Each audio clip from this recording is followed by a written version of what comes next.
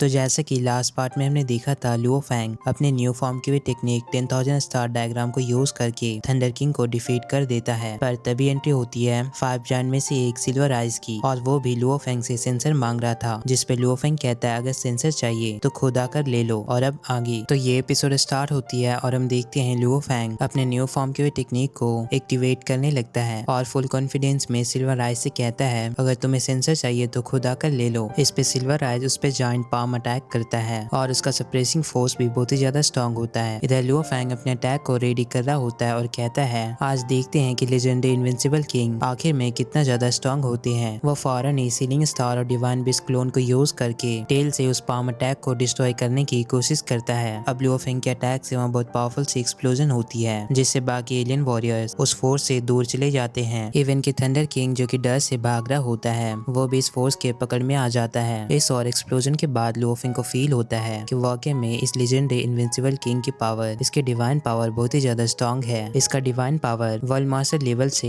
10 million time ज्यादा stronger है। But still Luo Fang की सीलिंग स्टार की अटैक से उसका पाम अटैक क्रैक हो जाता है और इसके पास एम्पलीफिकेशन टेक्निक भी है, मतलब कि इसकी नॉर्मल अटैक बस इसके डिवाइन पावर स्ट्रॉन्गर होने की वजह से इसके नॉर्मल अटैक भी 10 टाइम ज्यादा स्ट्रॉन्गर हो जाते हैं, लाइक ये पाम अटैक। लुओ फैंग यही सोचकर शॉक हो रहा था कि बस इसके नॉर्मल अटैक ही उसके सुप्रीम टेजर अटैक को आसानी से सप्रेस कर दिया। और यहाँ पे लुओ फैंग को थोड़ा सा डेंजर जैसा फील होता है, इसलिए वो फौरन ही वहाँ से पीछे चला जाता है। इधर सिल्वर आइज उससे कहता है तुमने मेरे पाम स्ट्राइक को ब्लॉक कर दिया, और सिल्वर आइज भी लुओ फैंग के कॉन्फिडेंस को प्रेस करता है क्योंकि एक्चुअली उसने उसके पाम स्ट्राइक को ब्लॉक कर दिया था और अब सिल्वर आइज अपनी नेक्स्ट अटैक रेडी कर रहा था। लुओ फैंग फौरन ही वहाँ से निकलने की कोशिश करता है, तभी अचानक ही लुओ फैंग के सामने पूरी टाइम फ्रीज हो जाती है। लुओ फैंग मन ही मन कहता है उसे तो पता भी नहीं चला कि सिल्वर आइज ने अपने ये अटैक कब उस पे अटैक कर दिया, और अचानक ही लुओ फैंग को पता चलता है कि टाइम फ्रीज हो चुकी है। नीचे से बाकी एलियंस भी लुओ फैंग को देख रहे होते हैं। एक लेडी बताती है कि ह्यूमन सिल्वर आइज के अटैक में फंस चुका है, और अब सिल्वर आइज एक डोमेन बनाकर सबसे पहले लुओ फैंग के सामने टाइम को फ्रीज कर दिया और अब उस पे डेथ फिंगर से अटैक करता है, जो कि बहुत ही फास्ट सीधा लुओ फैंग की ओर जा रहा था। ये सब देखकर बाकी एलियंस भी बहुत ही ज्यादा शॉक होते हैं। वो बताते हैं कि ये सिल्वर आई की डेथ फिंगर अटैक है। ऐसा कहा जाता है कि सिल्वर आइज की डेथ फिंगर अटैक जिस भी बंदे को लगता है या तो उसका सोल डिस्ट्रॉय हो जाता है या तो वो बंदा सिल्वर आई का सोल स्लेव बन जाता है। इवन कि बाकी एलियंस भी लुओ फैंग के लिए डिसअपॉइंट सा फील कर रहे थे। अब देखना है लुओ फैंग इसे कैसे काउंटर करता है। इस और हम देखते हैं लुओ फैंग अपनी पूरी पावर को यूज करके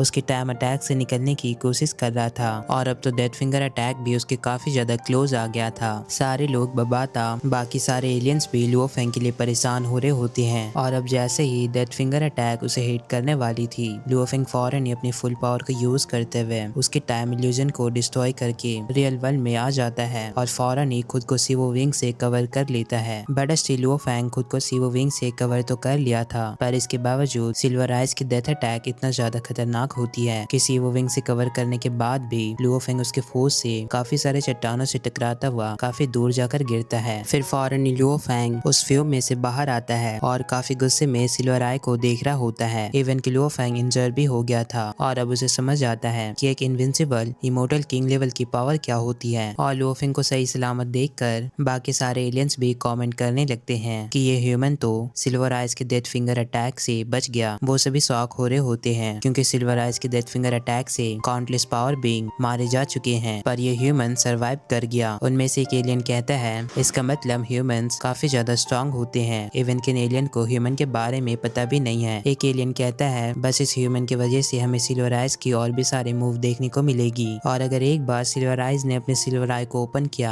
तो इस ह्यूमन का खेल खत्म। इधर लुओ फैंग मन ही मन सिल्वर आइज पे काफी ज्यादा गुस्सा कर रहा होता है, और वो इसी बारे में सोच रहा होता है कि पहले उसने अपने जायंट पाम अटैक किया और अब उसकी टाइम लो और death finger attack. Luo Fang first time immortal invincible king level के वॉरियर को एक्सपीरियंस कर रहा है। वो उसके तीनों अटैक से सर्वाइव कर गया, और सिल्वर आइज की वो तीनों अटैक उसकी डिवाइन पावर से लिंक होती है, जिसे वह आसानी से अपने लॉन्ग डिस्टेंस में रहकर ही लुओ फैंग पे अटैक कर पा रहा होता है। पर लुओ फेंग उसे मन ही मन काफी ज्यादा सातिर कहता है, क्योंकि सबसे पहले उसने अपने पाम अटैक लुओ फेंग पे किया था और लुओ फेंग को लग रहा था कि वो दूर से रहकर ही अपने डिवाइन पावर से उस पे हमला कर रहा है, बट वो सीक्रेटली अपनी डिवाइन एनर्जी को पूरे हवा में फैला चुका था और अचानक से थ्रेड जैसा नेट बनाकर वो लुओ फेंग को फंसाकर टाइम इल्यूजन में डाल दिया। इधर सिल्वर आई लुओ फेंग को अपने सामने देखकर उसे प्रेज कर रहा होता है, क्योंकि इस बार भी वो उसके अटैक से सही सलामत बच गया, बट अंदर ही अंदर वो काफी ज्यादा गुस्सा हो रहा होता है और अचानक ही गुस्से में वो अपने सिल्वर आइज को ओपन करने लगता है, जिससे वहाँ काफी पावरफुल सी एनर्जी रिलीज होती है। उसके बॉडीज में काफी सारे सिल्वर आइज ओपन होते हैं, इवन कि उसके पास काफी सारे सिल्वर आइज थे जो कि अब ओपन हो चुके हैं और जैसे ही उसकी एनर्जी लुओ फेंग तक फैलती है, लुओ फेंग अपने आर्मर को पहनकर आगे बढ़ रहा होता है, पर अचानक ही उस एनर्जी के कारण उसकी आंखों में दिक्कत होने लगती है और लुओ फेंग अचानक ही किसी और वर्ल्ड में होता है। लुओ फेंग समझ जाता है ये सिल्वर आई की इल्यूजन है और लुओ फेंग फौरन ही गुस्से में उस इल्यूजन वर्ल्ड को तोड़ देता है, लेकिन फिर दोबारा से वो इल्यूजन वर्ल्ड क्रिएट हो जाती है और लुओ फेंग इसी वर्ल्ड में होता है। अब सिल्वर आइज उसे बताता है कि ये उसके इंडेक्स रीइंकार्नेशन अटैक है, जिसमें बंदा इन्फिनाइट साइकिल में फंस जाता है। सिल्वर आइज बताता है कि ये इल्यूजन बाहर वर्ल्ड के लिए बस 1 सेकंड जैसा होता है, पर विक्टिम के लिए अंदर एंडलेस साइकिल होती है और इस इल्यूजन के अंदर विक्टिम का विल पावर टूट जाता है और वो सोल स्लेव बन जाता है और हम देखते हैं लुओ फेंग इसी इल्यूजन के अंदर होता है और अब टाइम भी काफी फास्ट गुजरने लगता है। फिर हम देखते हैं लुओ फेंग इसी वर्ल्ड के अंदर एक जगह पर बैठा होता है और काफी ज्यादा टाइम गुजरने के बाद वो पूरी तरह से स्टेचू में ट्रांसफॉर्म हो गया था। फिर सडनली वो अपने आंखों को खोलता है और उस इल्यूजन वर्ल्ड को एक्सप्लोर करने लगता है। इस और अब भी लुओ फेंग उसी पोजीशन में होता है, क्योंकि बाहर रियल वर्ल्ड में बिल्कुल भी टाइम नहीं बीता था। फिर हम देखते हैं लुओ फेंग उस इल्यूजन वर्ल्ड को भी ब्रेक कर देता है। ये देखकर बाकी सारे एलियंस इवन सिल्वर आइज भी काफी ज्यादा शॉक होता है। सिल्वर आई को यकीन नहीं होता, वो कहता है ये कैसे पॉसिबल है। वो उससे पूछता है आखिर तुमने एंडलेस इल्यूजन साइकिल के अंदर कितनी देर टाइम स्पेंड की। इस पे लुओ फेंग उसे जवाब देता है ऐसे लगता है जैसे इल्यूजन के अंदर 10,000 एरा बीत चुके हो। तो सिल्वर आइज समझ जाता है कि लुओ फेंग इल्यूजन वर्ल्ड के अंदर 10,000 एरा तक रहा, बट नोटिस करना लुओ फेंग सिल्वर आइज के इल्यूजन अटैक से काफी ज्यादा हैप्पी फील कर रहा होता है। ऐसा इसलिए क्योंकि लुओ फेंग बताता है तुम्हारे इस इल्यूजन वर्ल्ड के कारण उसका विल पावर पहले से और भी ज्यादा स्ट्रॉन्ग हो चुका है और अब खुद सिल्वर आइज लुओ फेंग से कहता है कि अब कुछ हद तक वो उसकी रिस्पेक्ट करने लगा है, क्योंकि वो सिल्वर आइज के सारे अटैक को काउंटर करके सर्वाइव कर रहा था। पाम अटैक, डेथ फिंगर और इल्यूजन अटैक, लुओ फेंग तीनों अटैक को आसानी से सर्वाइव कर लिया, बट अगर लुओ फेंग की जगह कोई नॉर्मल पर्सन होता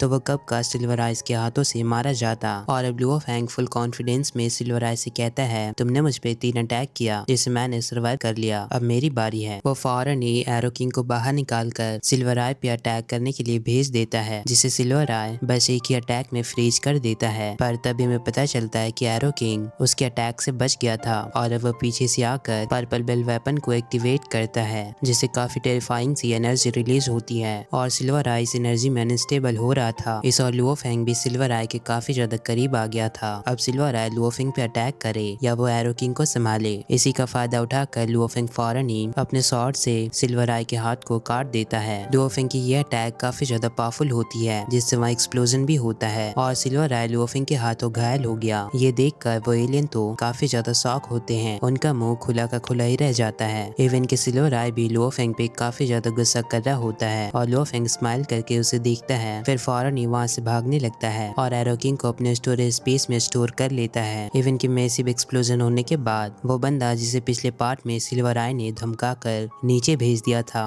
वो वापस से ऊपर देखने आता है। तभी उसे अपने सामने लुओ फेंग दिखता है और इसके डर से वो दोबारा से अंडरग्राउंड चला जाता है। लुओ फेंग अपने सीओ विंग की मदद से फौरन ही वहाँ से निकल गया था। बाकी सारे एलियन आपस में ही बात कर रहे होते हैं कि ये ह्यूमन इसे सिल्वर आई ने टारगेट बनाया था, बट स्टिल ये ह्यूमन बच गया। इवन की 10 ग्रेट किंग भी ऐसा नहीं कर सकते। एक एलियन कहता है ये तो बिलीव करने के लायक भी नहीं है, क्या फ्यूचर में ह्यूमन क्लैन सबसे ज्यादा स्ट्रॉन्गेस्ट बनेगी। इस और हम देखते हैं सिल्वर आई दोबारा से अपने हाथ को रीजनरेट करता है। तभी पीछे से लुओ फेंग उससे कहता है सिल्वर आई मैं तुम्हें रिस्पेक्ट करता हूँ और हम एक डील कर सकते हैं। सीन शिफ्ट होती है टॉप 5 जायंट में से एक हेवनली वॉल या त्यानलिन की ओर, दोनों इसी का नाम है। वो अपने पैलेस में होता है और बाकी वॉरियर उसे बता रहे होते हैं उसी ह्यूमन यानी लुओ फेंग के बारे में। वो बताते हैं कि ये ह्यूमन थंडर रन किंग को अपने डिवाइन बॉडी को बर्न करने पर मजबूर कर दिया। इवन कि हम अपने आंखों से देखे हैं कि उसने सिल्वर आई के डेथ फिंगर को भी आसानी से सर्वाइव कर लिया। इस पे हेवनली वॉल्फ कहता है मेरे राइवल जो मुझे टक्कर दे सकते हैं ये ह्यूमन ह्यूमन बिल्कुल भी मेरे राइवल के लायक नहीं है। वो उन सभी से पूछता है कि सिल्वर आई से फाइट करने के बाद वो ह्यूमन कहाँ पे गया, जिस पे एक एलियन बताती है कि वो सिल्वर आई के साथ ही गया है। मैंने उसे सिल्वर आई के पैलेस तक ट्रैक किया था।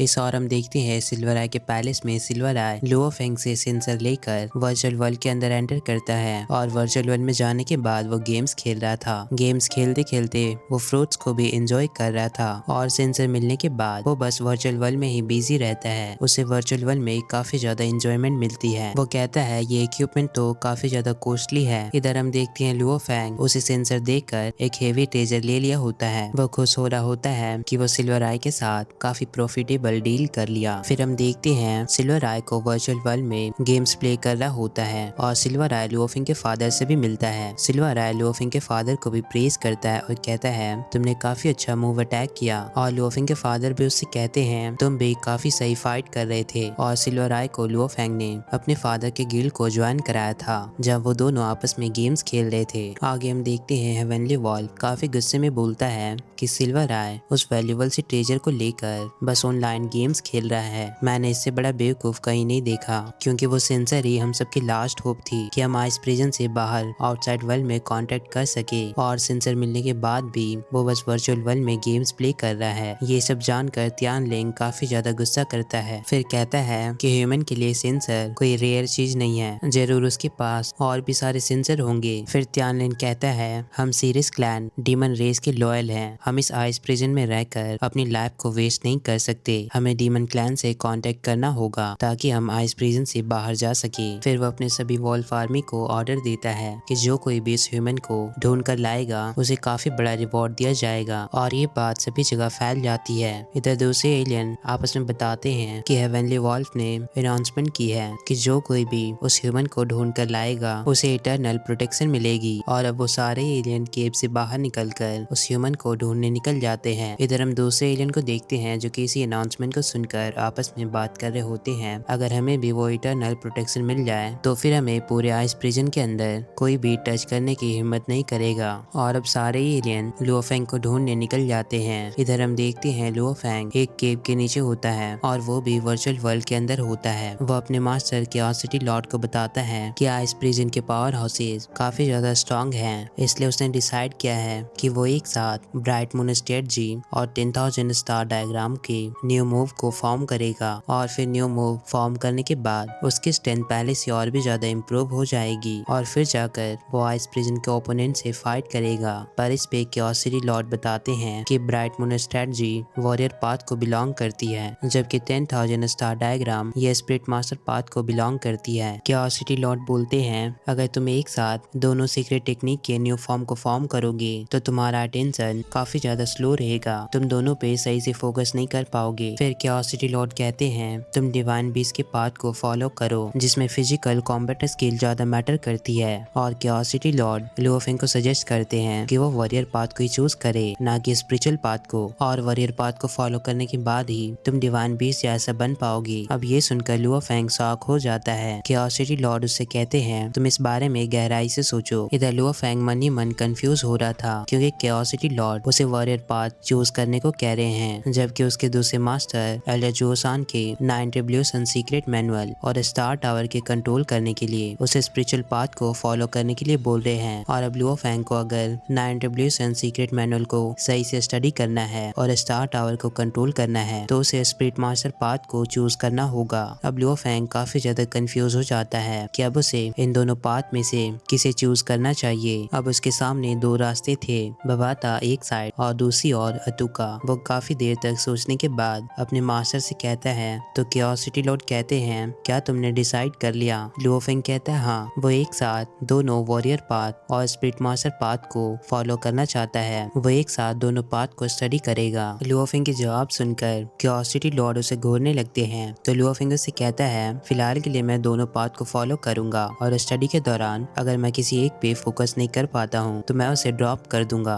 बट जिंदगी भर के लिए रिग्रेट तो नहीं करूंगा कि मैंने उस पाथ को चूज क्यों नहीं किया। फिर वो टीचर से रिक्वेस्ट करता है कि वो इसकी परमिशन दे दे और आखिर में क्यूरियोसिटी लॉर्ड भी उसे परमिशन दे देते हैं और कहते हैं अगर तुम ऐसे ही करना चाहते हो तो मैं तुम्हें नहीं रोकूंगा, पर हमेशा याद रखना तुम्हारा जो दिल करे वही करना। लुओ फेंग कहता है ठीक है टीचर। आगे हम देखते हैं लुओ फेंग अपने इनर वर्ल्ड में ही वॉरियर पाथ के स्टडी कर रहा होता है, जहाँ पे वो अपने स्वॉर्ड से ही फ्लावर के पेटल्स इवन के वाटर ड्रॉप्स को भी बड़ी स्मूथली कट कर देता है। और अब उसकी ब्राइट मून स्ट्रेटजी पहले से और भी ज्यादा इम्प्रूव हो चुकी है। फिर वो अपने स्पिरिचुअल मास्टर पाथ को भी फॉलो करता है, जहाँ पे वो अपने स्पिरिचुअल एनर्जी से उन फ्लावर पेटल्स को डिस्ट्रॉय कर देता है और प्रैक्टिस करते हुए अपने मास्टर की बात को याद करता है कि ब्राइट मून स्ट्रेटजी और 10,000 स्टार डायग्राम ये दोनों secret scale different combat path की है। और काफी लंबी कल्टीवेशन के बाद इन दोनों सीक्रेट टेक्निक के न्यू मूव फॉर्म कर पाना काफी ज्यादा कॉम्प्लेक्स हो रहा है, बट वो हार नहीं मानता है। वो इन दोनों सीक्रेट टेक्निक के न्यू मूव बनाने के लिए और भी ज्यादा हार्डवर्क करता है और मन ही मन कहता है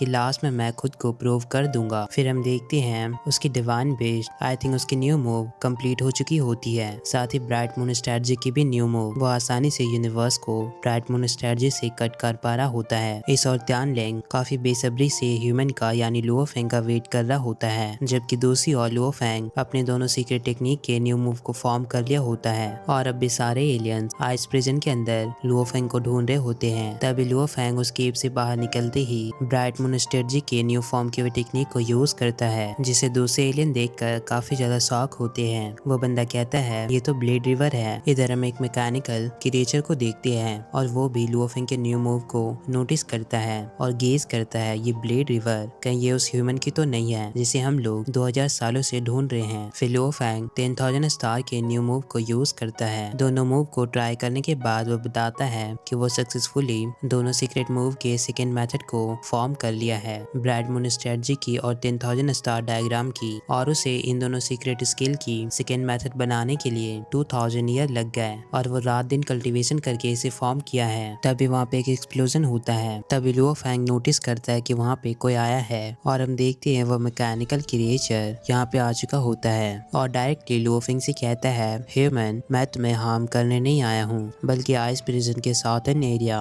जो कि त्यान लेंग कंट्रोल करता है स्काई वॉल्ट ने आपको इन्वाइट किया है। तो ये सुनकर बबाता कहती है तुमने अभी अपनी कल्टीवेशन शेड्यूल को फिनिश किया और पहले से ही तुम्हें किसी ने इन्वाइट कर लिया। लुओ फेंग त्यान लेंग के इन्विटेशन को देखकर समझ जाता है कि वो 5 जायंट में से एक है। अब वो मैकेनिकल क्रिएचर लुओ फेंग को त्यान लेंग के पैलेस में ले आता है। पैलेस में आने के बाद त्यान लेंग लुओ फेंग से कहता है ह्यूमन। अब लुओ फेंग उससे कहता है स्काई वॉल तुम मुझे इतना बेसब्री से क्यों ढूंढ रहे थे, आखिर बात क्या है। बट स्काई वॉल सबसे पहले उस मैकेनिकल क्रिएचर उसका नाम काटो होता है उसे कहता है क्या तुमने इस ह्यूमन को फाइंड किया। वो क्रिएचर कहता है हाँ। तो स्काई वॉल उससे कहता है तो ठीक है आज से तुम इस पैलेस के अराउंड रहोगे और तुम्हें कोई भी पावर हाउस टच करने की हिम्मत भी नहीं करेगा। ये सुनकर वो क्रिएचर काफी ज्यादा खुश होता है और फौरन ही वहाँ से चला जाता है। लुओ फेंग दोबारा से उसे कहता है बताओ आखिर बात क्या है। तो स्काई वॉल उससे कहता है ह्यूमन तुम समझ सकते हो कि हम सब इस आइस प्रिजन के अंदर कितने सालों से कैद है और हम सब बेसब्री से आउटसाइड वर्ल्ड में कांटेक्ट करने की कोशिश कर रहे हैं। ये सुनकर उसके बाकी आर्मी भी चीखने लगते हैं जैसे कि वो हाँ कह रहे हो। तो लुओ फेंग समझ जाता है कि स्काई वॉल्फ उसे सेंसर चाहता है, पर तुम्हारा demon based race outside world में ह्यूमन से काफी ज्यादा दुश्मनी रखती है। ह्यूमन और डीमन रेस के बीच इटरनल वॉर चल रही है और इसी वजह से मैं तुम सबको सेंसर नहीं दे सकता ताकि तुम सब वर्चुअल वर्ल्ड में कनेक्ट ना कर सको। तो इस पर त्यान लेंग गुस्से में कहता है तो फिर मेरे तरीके हैं, जिसे लुओ फेंग समझ जाता है। तो लुओ फेंग उससे कहता है तो तुम क्या चाहते हो कि मैं वर्चुअल वर्ल्ड में कनेक्ट करके एक डीमन स्पाई को वर्चुअल वर्ल्ड में ले जाऊं। जिस पे त्यान लेंग कहता है कि वर्चुअल वर्ल्ड में पहले से काफी सारे स्पाई मौजूद हैं और वैसे भी आउटसाइड वर्ल्ड में वर्चुअल यूनिवर्स की एनोनिमस अकाउंट और सेंसर पाना काफी ज्यादा आसान होता है। तो अगर तुम मुझे ये सेंसर दे देते हो तो तुम्हें इसके बदले पनिश नहीं किया जाएगा और ये तुम्हारे लिए कोई बड़ी डील भी नहीं है। तो इस पे लुओ फेंग उससे पूछता है और अगर एक बार तुम अपने रेस से कांटेक्ट कर लिए तो तुम क्या करोगे। जिस पे त्यान लेंग कहता है सिंपली मैं अपने एलाई से कांटेक्ट करके उनसे हेल्प के लिए रिक्वेस्ट करूंगा कि वो मुझे आइस प्रिजन से बाहर निकाल ले। हम सभी लोग यहाँ पे ट्रैप हो चुके हैं और तुम भी तो यहाँ पे फंस चुके हो। तुम भी हमारी फीलिंग को समझ सकते हो और सेंसर के बदले में मैं तुम्हें एक वैल्यूएबल ट्रेजर दे सकता हूँ। अब लुओ फेंग मन ही मन सोचता है कि ये मेरे साथ एक वैल्यूएबल ट्रेजर देकर डील करना चाहता है, पर फिर लुओ फेंग मन ही मन सोचता है कि ये इस रेस में इमोर्टल लेवल किंग पे है, इसे हेवी ट्रेजर के बदले अपने ऑफर को इंक्रीज करना चाहिए। इसलिए लुओ फेंग उससे कहता है नहीं मैं तुम्हारे साथ डील नहीं करूंगा। तो त्यान लेंग गुस्सा होकर कहता है तो क्या तुम वैल्यूएबल ट्रेजर के लिए ट्रेड नहीं करते हो। अब सारे लोग उसके करीब बढ़ रहे होते हैं और दोबारा से लुओ फेंग उनसे कहता है नहीं, मैं डील नहीं कर सकता। ये सुनकर वो सारे वॉरियर लुओ फेंग पे और भी ज्यादा गुस्सा करने लगते हैं और इसी के साथ ये एपिसोड ये एंड होती है। वीडियो कैसा लगा कमेंट करके बताओ। 有胆量就出来吧！你居然还敢现身，怎么不可？虽然我不参与凤凰无敌挑战，但我并不觉得自己会死在这儿。你想要的我有，想要就自己来拿。十大蜂王也不过如此。